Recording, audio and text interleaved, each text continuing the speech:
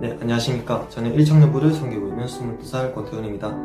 저는 사실 주변 청년부 지체들에게 BLS2는 무조건 들어라, 리더가 되고 사랑방을 맡기 전에 무조건 들어야 하는 것이다 라고 종종 들어왔어서 언제 한번 들어봐야지 하고 생각을 하고 있었습니다.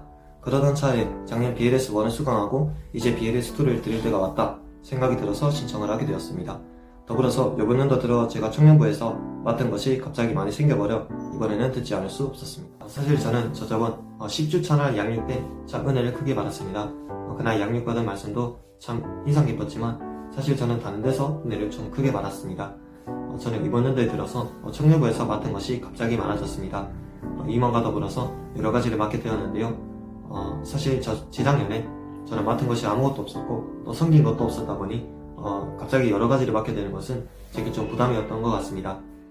굉장히 교회 사역으로 바빠지게 되고 또 책임감을 가지려 하다 보니 어느 순간 교회에 오는 것 자체에 마음 한켠에 부담을 가지게 되었습니다. 그러던 차에 저번 BLS2 양육에 와서 먼저 앉아 있는데 그날따라 피아노 찬양 소리가 제게 너무 은혜로 다가왔습니다.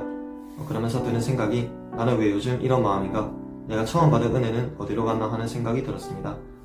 나는 교회에 와서 말씀 듣고 은혜 받고 또 하나님이 주시는 평안이 너무 좋아서 교회가 너무 좋았는데 또 교회는 정말 오로지 은혜만 가득한 곳이었는데 왜 나는 요즘 그런 부담의 마음을 가지게 되었나 하는 생각을 함과 동시에 내가 교회를 통해 경험한 하나님의 인자하심에 처음 받은 그 은혜를 다시 마음에 부어주셨습니다. 또 굉장한 평강이 제 마음에 임하는 것을 느꼈습니다. 사실 그날 주신 은혜가 제 마음에 가득 차서 그 은혜를 생각하느라 목사님의 말씀에 집중을 잘 못했습니다. 그날 목사님께는 참 죄송했습니다.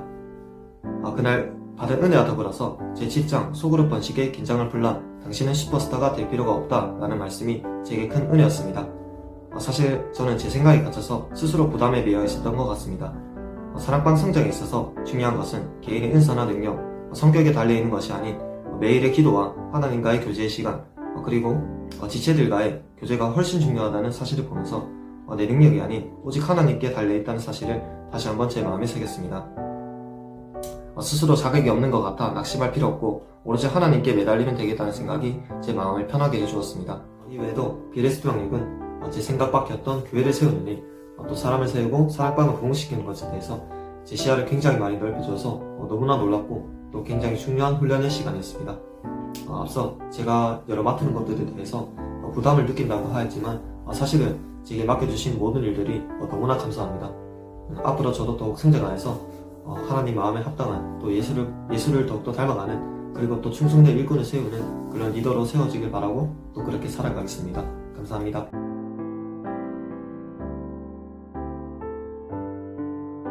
BLS2 양육 수료자 김은미 집사입니다. 셋째를 임신 중에 BLS1을 듣고 출산과 함께 양육도 쉬었습니다. 언젠가는 BLS2를 들어야지 생각은 했지만 올해는 복직도 했고 셋째도 아직 너무 어리고 영아부 교사도 겨우 시작해서 일을 너무 많이 벌리는 게 아닌가 싶기도 하고 아이들은 어떡하나 여러 가지 걱정거리가 머릿속을 맴돌았습니다. 하지만 목사님과 함께 할 수 있는 양육은 이번이 마지막이란 생각에 일단 신청하기로 했습니다.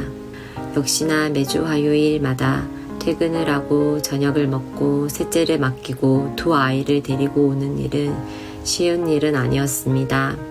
이러다가 수료를 못할 수도 있겠구나 하는 생각이 들었지만 첫 강의를 듣고 나서 내가 오는 게 아니라 주님이 나를 부르셨음을 알게 되었습니다.